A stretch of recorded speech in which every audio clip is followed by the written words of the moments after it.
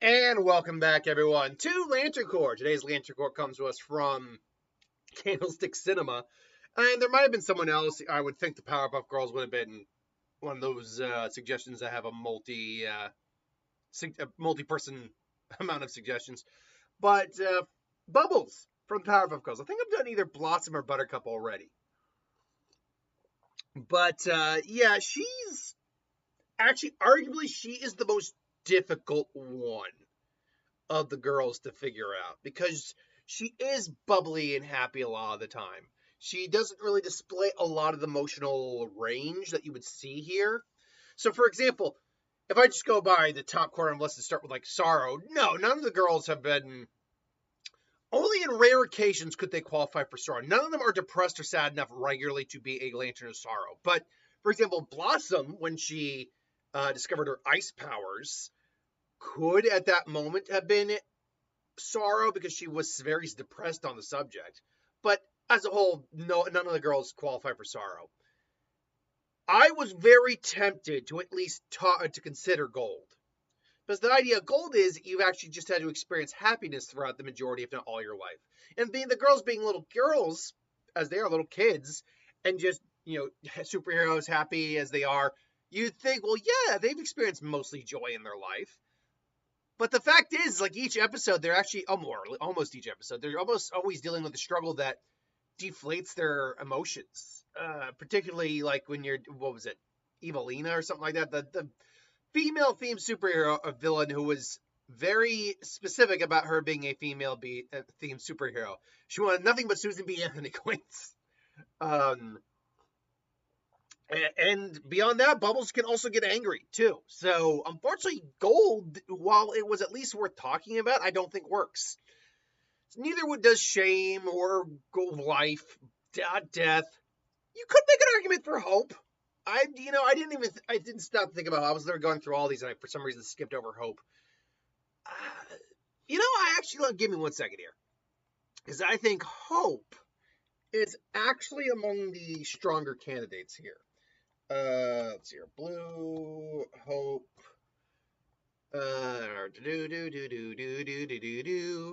In the ghetto. Let's see here. DC Hope. Okay, let's try Hope. Oh, Hope. Okay, so you know what?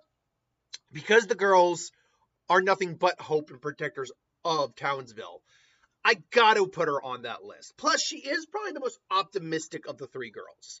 And optimism isn't directly hope, but optimism certainly leans itself towards hope. Definitely. Optimism and hope definitely kind of share a family with each other. So, I mean, hope is definitely an option, but definitely not Avarice Lantern. She's not a Lantern of Compassion because of the rules of a compassion of the Indigo Corps. You need to be devoid of it. That being said, you'll notice the top four Lantern Corps up there are from the Absolute universe.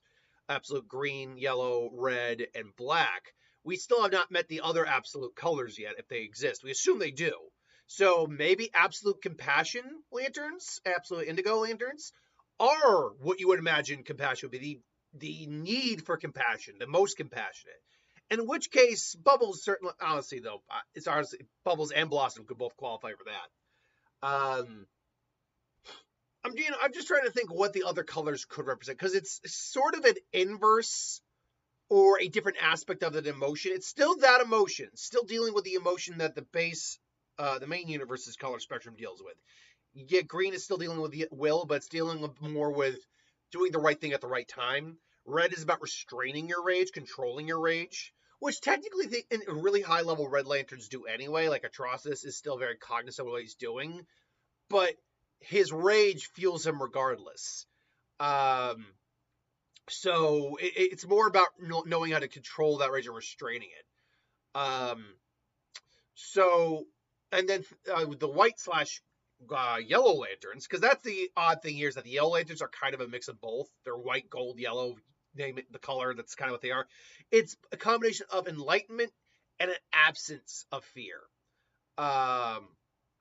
So yeah, that's it. And then black is freedom and chaos. So love, we know love can take any form, but I like to think it's a devotion, like being devoid of love.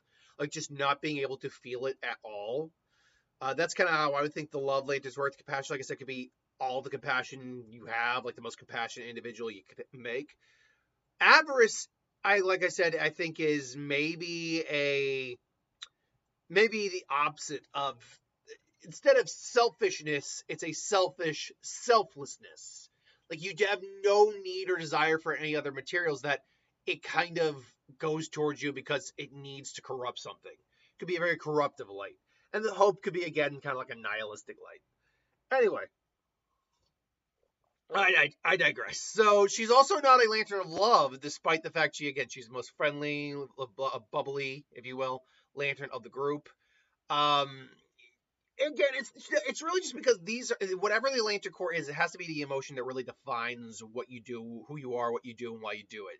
And I don't think love works in Bubble's favor, because all the girls love their city, love their professor, all that, but that's not really their dominant emotion. So I would say, yeah, probably not. And she's certainly not a Rage Lantern. And even though all the girls inspire fear in the monsters, they're really, in the grand scheme of things, not lanterns of fear. They do not work as lanterns of fear. So that really just leaves the boring answers of Lantern Corps of Green, the Green Lantern Corps, and the Absolute Lantern Corps of Green. So, which of these three do I think is the best?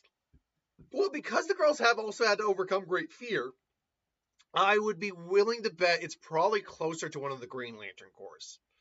And because the girls end up making mistakes but end up doing the right thing anyway, but it's not in the moment. It's more just kind of, it's the Absolute Lanterns have, again, it's kind of weird, the Absolute universe. There's interesting stuff in it, like the Batman villains are gone insane, but, and Absolute Brainiac is messed up, but the Absolute Lanterns are